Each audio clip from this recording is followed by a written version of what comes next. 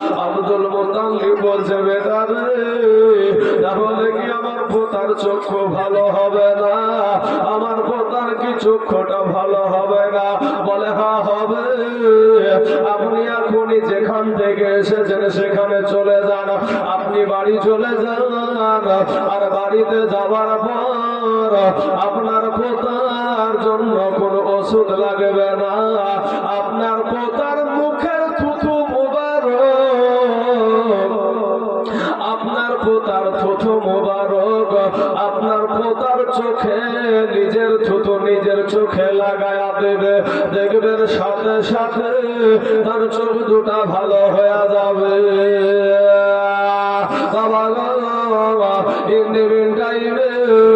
আমার আব্দুল মুতাল্লিব বাবার নাতিকে নিয়া ওনাকে নিয়া নিজের গ্রামে চলে আসলো, নিজের বাড়িতে চলে আসলো।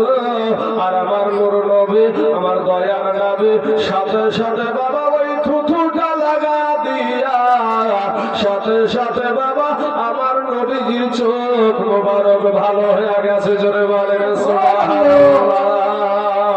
এ মুসলমান যুবকের আমার ভাই জানেরা, এই থুথুর বায়ান নবীজির থুথুর বায়ান আজকাল নবীজির জীবনী যেহেতু নবীর গুণগান চলবে বাবা, চলুন আপনারা শুনেছেন বাবা গো, হযরতে সাঈদের বাড়িতে, হযরতে জাবেরের বাড়িতে আমার নবীকে বাবা দেখছেন খন্দকের যুদ্ধের জন্য গর্ব খুঁড়তে খুঁড়তে আমার নবী, আমার দয়ার নবী পাটে পেটে পাথর বাঁধা আছে। এ যুবকেরা, আজ আমাদের খাবারের কোনো অভাব নাই রে বাবা, আমার নবীর পেটে পাথর বাঁধা। আমার নবী যখন হযরতে জাবের দেখলো নবীর পেটে খাবারটা পেটে পাথর বাঁধা, এমন অবস্থায় আমার নূর নবী, আমার দয়ার নবী ওই নবীর পেটে পাথর বাঁধা দেখে বাড়িতে গিয়া বিবিকে ডাক দিয়া বলে, বিবি রে, ওরে বিবি, একটা কথা শোনো গো, আমার বাড়িতে কিছু আটা হবে নাকি? বলে হ্যাঁ আছে, কিছু আটা আছে। আর একটা ছোট্ট বকরি ছিল গো বাবা, একটা ছোট্ট বকরিকে জবাই করবে। বলে বিবি গো, আমার দয়ার নবীজির পেটে পাথর বাঁধা আছে গো বিবি, আমার নবী এত ক্ষুধার্ত, আমার নবীকে একটা বেলা যদি খাওয়াইতে পারতাম মনে শান্তি পেতাম গো বিবি। বিবি ডাক দিয়া বলে, স্বামী অত আপনাকে কষ্ট করে বলার দরকার নাই, আপনি এখনই যান, আপনি আপনার নবীকে, আমাদের নবীকে দাওয়াত করে আসেন। এ বাবারা, আমার নূর নবী, আমার দয়ার নবী, মায়ার নবী সঙ্গে সঙ্গে বাবা চলে গেল নবীর কাছে। বাবা চলে গেল ওই জাবের। যাওয়ার পরে নবীকে বলছেন, ইয়া রাসূলুল্লাহ, ইয়া হাবিবাল্লাহ, নবী গো, আপনার পেটে পাথর বাঁধা। ইয়া রাসূলুল্লাহ, আজকের দিন আপনার দাওয়াত আমার বাড়িতে হইল। সঙ্গে সঙ্গে সমস্ত সাহাবীকে ডাক দিয়া আমার নবী বলছেন, ও সাহাবারা, তোমাদের সবার দাওয়াত রইল আজ হযরতে জাবেরের বাড়িতে। জোরে বলেন সুবহানাল্লাহ। জাবের চিন্তায় পড়ে গেল, ব্যাপার কি, আমি এখন কি করে এতগুলা মানুষের খাবারের ব্যবস্থা করব? কাউকে কিছু না বলে বাবা মনের কথা মনে রেখা দিয়া বিবির কাছে চলে গেল। বিবিকে ডাক দিয়া বলে, বিবি রে, ওরে বিবি, কি করতে যে কি হয়ে গেল? এতটুকু একটা বকরি আর এই তো 3-4 কেজি মতো আটা, এটা দিয়ে এতগুলা মানুষের খাবারের ব্যবস্থা কেমন করে হবে? আমি তো বেইজ্জত হয়ে যাব, আমার তো মান সম্মান চলে যাবে, আমি কেমন করে মুখ দেখাবো? বিবি ডাক দিয়া বলে, স্বামী গো, আপনি কাকে দাওয়াত করেছেন গো স্বামী? বলে, আমি শুধু নবীকে দাওয়াত করেছি, আর নবী সমস্ত সাহাবাদেরকে দাওয়াত করে দিয়েছে। বিবির এমন, বিবির ঈমানটা কত শক্ত দেখেন। বিবি ডাক দিয়া বলে, হে স্বামী গো,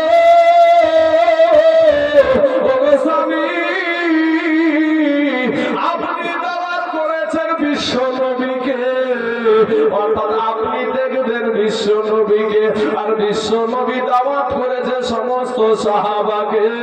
অতএব সমস্ত সাহাবাদেরকে দেখার দায়িত্ব হলো আমাদের দয়ার নবীর। জোরে বলেন সুবহানাল্লাহ। জাবেরকে আমার নবী খবর করে দিল, জাবেরের কাছে খবর পাঠায়া দিল। কি পাঠায়া দিল? যে আমার নবী যতক্ষণ পর্যন্ত না আসবে ততক্ষণ পর্যন্ত যেন খাবার রান্না শুরু না হয়।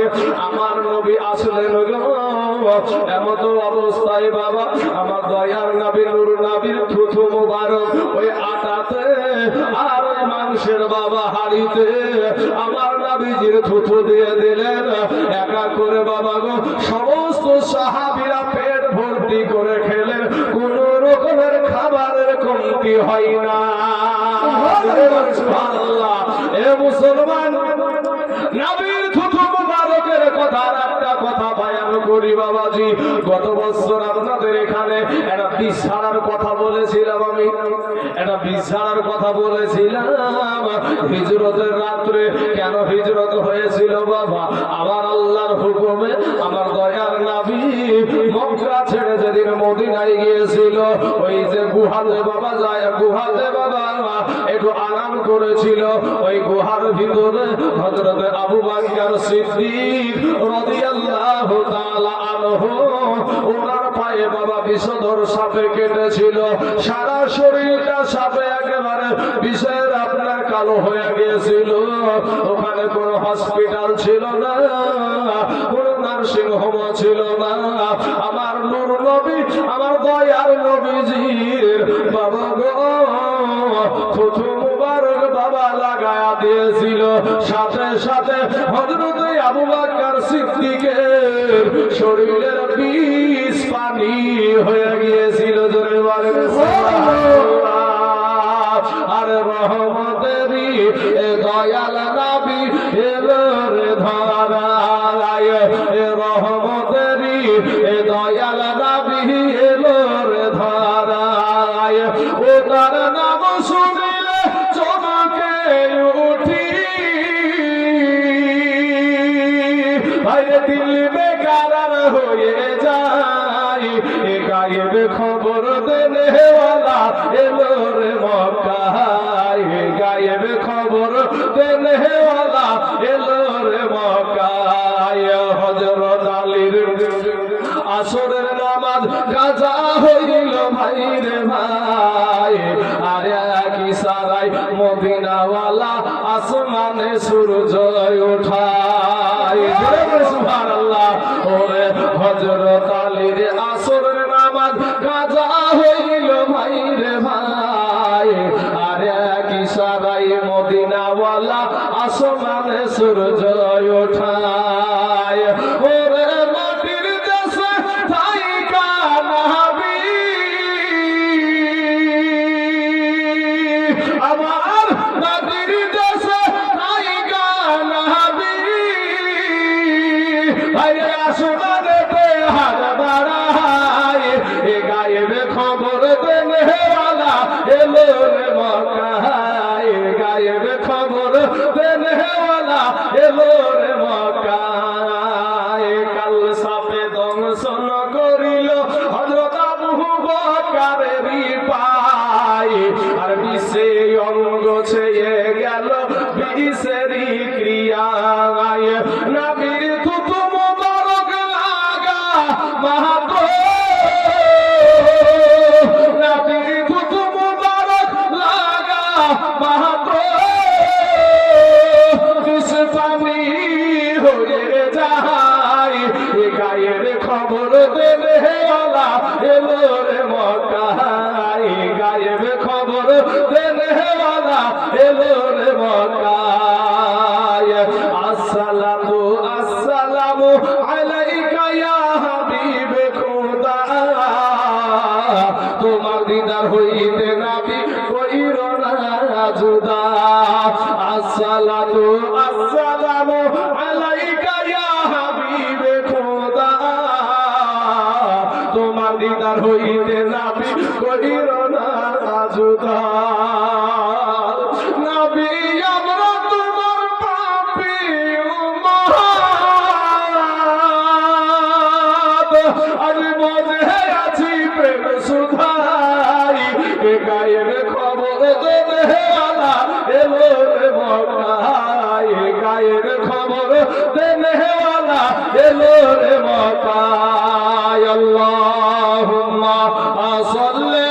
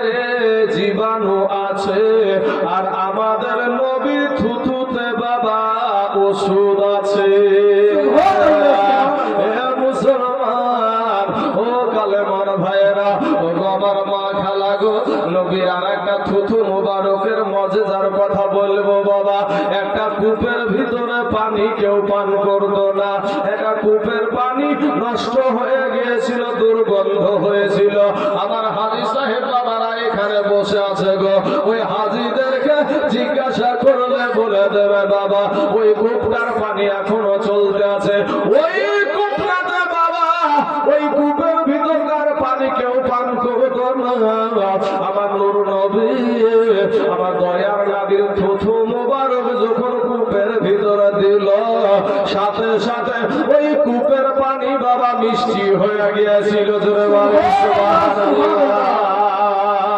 যাই হোক বাবা থুথুর কিছু বায়ান মাঝে যা শুনলেন আমাদের থুথু আর নাবির থুথু কেন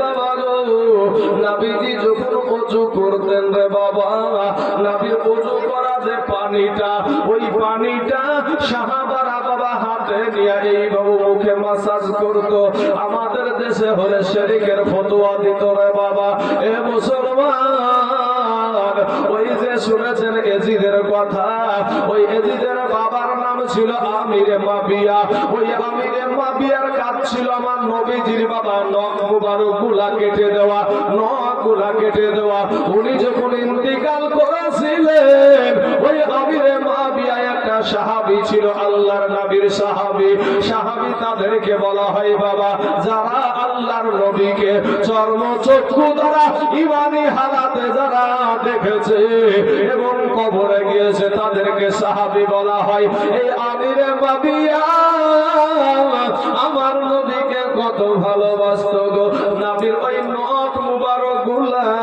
ওগুলা ফালায়া দিত না নিজের কাছে রেখে দিত আর বলেছিল যেদিন ইন্তিকাল করছে বলে আমার নবীজির এই নখ মুবারক গুলা আমার কাফনের সাথে আমার কবরে দিয়ে দিয়ে জোরে বলেন সুবহানাল্লাহ এ বাবারা যাই হোক বাবুজিরা আমার সোনা মানিকেরা এবার থুথুর বয়ান মাঝে যা শুনলেন আসুন আমার দয়ার নবীর যখন বয়স 8 বছর এমন অবস্থায় আব্দুল মুতাল্লিবের বয়স হলো 120 বছর এই 120 বছর বয়সে ভাই আব্দুল মুতাল্লিব বিহার বৃদ্ধ হয়ে গেছে বুড়া হয়ে গেছে গো দুনিয়া থেকে যাওয়ার সময় চলে এসেছে আমার নবী কিন্তু সেই দাদা আব্দুল মুতাল্লিবের কাছে থাকে আব্দুল মুতাল্লিবের কাছে থাকে এমন সময় একটা দিন আব্দুল মুতাল্লিব তার একটা বেটা আবু তালেবকে ডাক দিয়ে বলছে বেটা রে ওরে বেটা আবু তালেব আমার অনেকগুলো বেটা আছে রে আবু তালেব আমি এই দায়িত্ব দিতে পারবো না। আমি তোকে একটা দায়িত্ব দিয়ে যাচ্ছি রে বেটা। ওরে বেটা, এই দায়িত্বটা যেন তুই কোনো সময় অনীহা করিস না। বলে কি দায়িত্ব আব্বা জান একবার বলো। বলে আবু তালেব রে, আমার আব্বা হারা মা হারা পোতাটা, আমার আব্বা হারা মা হারা নাতিটা, আমার মুহাম্মদকে আমি তোর কাছে রেখে গেলাম। আমার এই নাতিকে, আমার এই পোতাকে, ওরে আব্বা আবু তালেব, তুই সব সময় কাছে করে নিয়ে বেড়াবি, সব সময় তোর কাজ ছাড়া করিস না রে বাবা গো। আমার নবী ডাক দিয়ে বলছে, দাদা গো, আমার বাবা নাই, বাবা নাই, তুমি দাদা ছেলে, দাদাও চলে গেলে আমি কি করবো? এ বাবা গো, আব্দুল মুত্তালিব দুনিয়া থেকে বিদায় নিয়ে নিল। ইন্না লিল্লাহি ওয়া ইন্না ইলাইহি রাজিউন। এই করতে করতে আব্দুল মুত্তালিবের কাছে, আবু তালেবের কাছে আমার দয়ার নবী বাবা লালিত পালিত হতে শুরু হয়ে গেল। আমার নবী যখন বাবা গো এক দুই করতে করতে, নবী কিন্তু কারো সাথে বাবা মিথ্যা কথা বলতো না, সত্য ছাড়া মিথ্যা বলতো না। ওই মদিনার কাফেররা পর্যন্ত আমার নবীকে আল আমিন বলে ডাকতো। জোরে বলেন সুবহানাল্লাহ। ইনি হলেন সত্যবাদী, ইনার মন থেকে, জবান থেকে মিথ্যা কথা বের হয় না।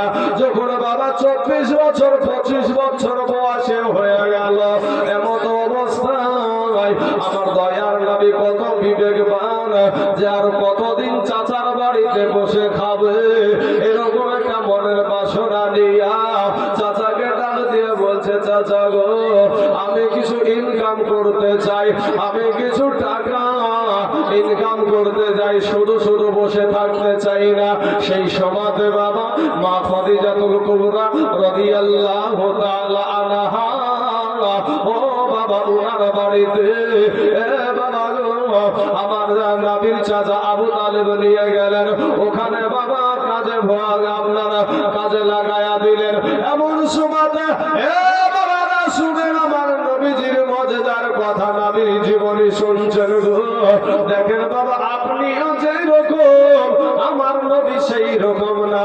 আমার নবী একদিন দেখছে বাবা মাঠের মধ্যে আছে, এমন দেখছে মা খাদিজাতুল কুবরা ডাকে, দেখে কি দেখছে, যে একটা সাপ আমার নবীর মাথার কাছে ফনা তুলে যেন বাতাস করেছে। আল্লাহ, এ মুসলমান বাবাজিরা, মা খাদিজাতুল কুবরা রাদিয়াল্লাহু তাআলা ডাক দিয়ে বলে, এ তোরা কে আছিস রে? তাড়াতাড়ি করে যা, তাড়াতাড়ি করে যা, আমার ওই মুহাম্মদকে সাপে খেয়ে নিল। এবার বাড়ির যারা রক্ষী ছিল বাবা, তারা করলো কি, তার বাড়িতে অনেক মানুষ বাবা, সে অনেক বড় ধনী ব্যক্তি, মা খাদিজা লাঠি সোটা নিয়ে তারা ছুটলো বাবা, গিয়ে দেখছে ওখানে সাপের কোনো বালা নাই। তারা বলছে, মুহাম্মদ, তোমাকে নাকি সাপে খেয়ে ফেলছিল। বলে, এটা কোথায় তোমরা পেলা? হঠাৎ আজগবি কথা এই ফাঁকা ময়দানে হতে পারে কি করে বলো? এ বাবাজি, এসে ওই মানুষগুলা এসে মা খাদিজাতুল কুবরা রাদিয়াল্লাহু তাআলা আনহাকে একটা ডাক দিয়ে বলছেন, খাদিজা গো, আমরা কি দেখলাম, আপনি বললেন ওখানে সাপ আছে, কিন্তু না না, আমরা যাবার পরে ওখানে কোনো সাপের বালা দেখতে পাই নাই। মা খাদিজাতুল কুবরা মাথায় একটা টনক লড়ে গেল, বিষয়টা কি, ব্যাপারটা কি? আমি নিজে চোখে দেখলাম ওখানে সাপ, কিন্তু যে কেউ সাপ দেখতে পেল না। হঠাৎ আর একদিন দেখছে গো আমার দয়ার নবী, মায়ার নবী একা থাকতে ভালোবাসতো বাবা। আমার নবী একদিন ফাঁকা মাঠের মধ্যে আছে, আর চতুর্দিকে বাবা রোদের তাপ চলছে, কিন্তু আমার নবীর সুজা করে আমার আল্লাহ পাক আসমানে একটা মেঘ আপনার আবিষ্কার করে দিয়েছে সাদা আবহাওয়া। মেঘ কিন্তু সাদাও হয় কালাও হয় রে বাবা। সাদা আবহাওয়া একটা ছায়া আমার নবীর উপরে রেখে দিয়েছে মা খাদিজাতুল কুবরা রাদিয়াল্লাহু তাআলা আনহা। উনি বাবা চিন্তা করেছে কি ব্যাপার, সমস্ত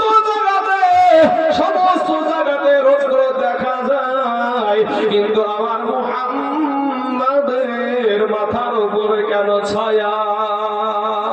মুসলমান বাবাজি গো, এমন সমাতে বাবা ইভিনিং টাইমে একদিন দেখছে বাবা যে সব মানুষেরা আপনি আমি যদি ভাই 10টা 20টা ছাগলকে পানি খাওয়াই, সারাটা দিন রোদের বেলাতে চড়িয়েছে, সারাটা দিন রোদের বেলাতে মাঠে ঘাস খেয়েছে, বৈকাল বেলাতে যদি 20টা ছাগলকে নিয়ে গিয়ে পানি খাওয়াইতে যাই, বলেন তো ওই পানিটাকে নিয়ে গিয়ে 20টা ছাগলের কাড়াকাড়ি করবে না ভাই?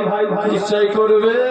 কিন্তু ভাই গো, মা খাদিজাতুল কুবরা রাদিয়াল্লাহু তাআলা আনহা ওনার দালানের ছাদের উপরে উঠে দেখেছে যে আমার দয়ার নবী ছাগলকে পানি পান করাচ্ছে গো। আর ছাগলকে পানি পান করাইতে গিয়ে দেখছে বাপ, আমরা যেমন রেশন দোকানে বাবা লাইন দিয়ে একজনের পর একজন আপনার রেশনের মাল নিতে থাকি, অনুরূপ ওই কুয়া থেকে পানি উঠায় আমার নবী ছাগলকে পান করাচ্ছেন। কিন্তু বাবা গো, কোন ছাগলে বাবা মারামারি করে নাই, কোন ছাগলে বাবা ঢিসাঢিসি করে না। এমন সমাজে একটার পর একটাতে লাইন ধরে পানি খায়। মা খাদিজাতুল কুবরা রাদিয়াল্লাহু তাআলা আনহা চিন্তা করছে, আহারে এমন একজন মানুষ, এমন একটা মানুষ আল্লাহ দুনিয়াতে পাঠায়, যার কথা চোপায়া জানু আরেও মানে। সুবহানাল্লাহ। আরে চিনিলি না রে বেঈমানের নবী কেমন ধন, চিনিলি না রে ওহাবীর নবী কেমন ধন। ওরে বলে নাই রে শুইয়া আছে, মরে নাই রে শুইয়া আছে।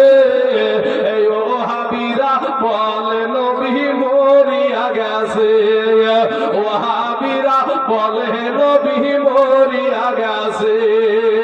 নবী যদি ইচ্ছা করত থাকতে পারত আরশ উপরে, উম্মতের কারণে নবী শুইছে মদিনাতে। ওরে মরে নাই রে শুইয়া আছে, বেঈমানেরা বলে নবী মরিয়া গেছে।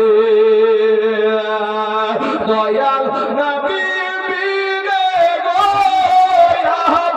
বলতে কেহ নাই জগতে। জোরে বলে সুবহানাল্লাহ। আছে ভাই আমার নবীর মতন আপন কেউ আছে ভাই?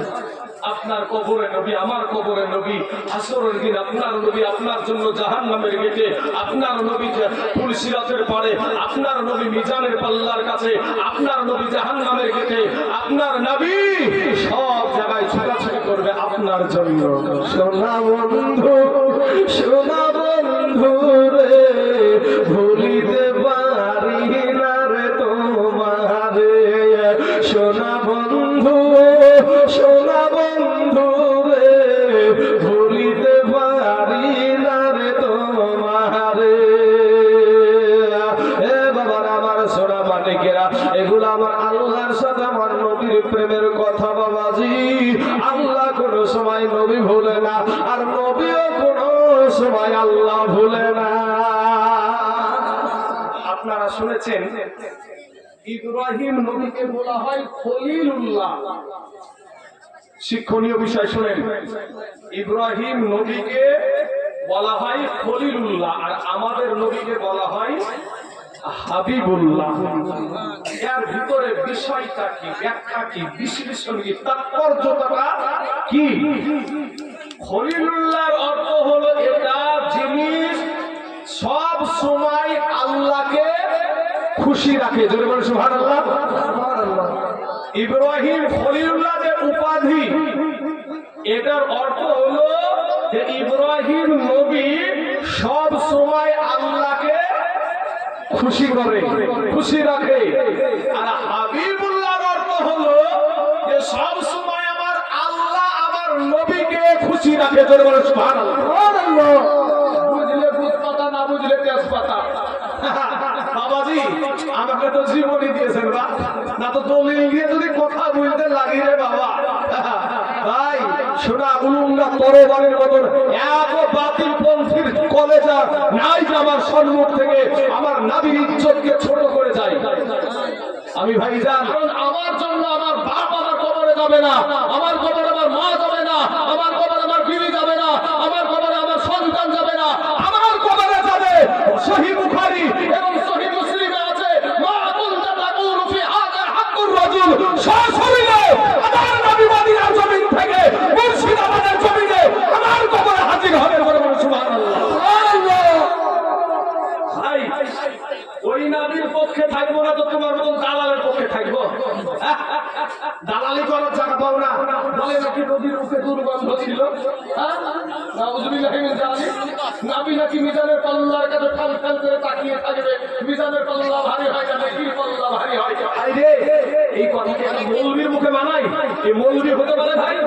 যুবক ছেলেরা মৌলবী হতে পারে?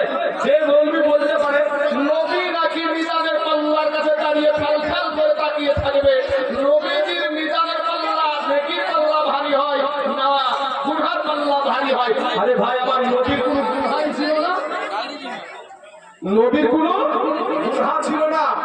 নবী মাসুম ছিলেন। মাসুম তাদেরকে বলা হয় শিশু বাচ্চা না। যে এখানে দেখেন মাসুম তাদেরকে বলা হয় যারা আগেও কোনো গুনাহ করবে না, পরেও কোনো গুনাহ করবে না। আমাদের শিশুরা, এই ছেলেগুলা এখন শিশু আছে কিন্তু একটু বড় হওয়ার পরে কিন্তু এরা গুনাহ করবে না, গুনাহ করবে। কিন্তু তাহলে এদের জন্য মাসুম শব্দটা ব্যবহার না, ব্যবহার মাসুম শব্দ তাদের জন্য ব্যবহার আল মাসুমুল আম্বিয়া, অর্থাৎ নবীগণেরা হলো মাসুম, ওনারা হলেন বেগুনাহ, ওনাদের কোনো গুনাহ নাই, আগেও কোনো গুনাহ নাই, পরেও কোনো গুনাহ। সুবহানাল্লাহ, সুবহানাল্লাহ। ভাই আল্লাহ বুঝার তৌফিক দান করুন। সবাই বলেন আমিন। একবার দুরূদে পাক পড়েন, আমি একটু গলা থেকে ধার দিই, কোন পানিতে এসেছে একটু দুরূদ পড়েন। আল্লাহ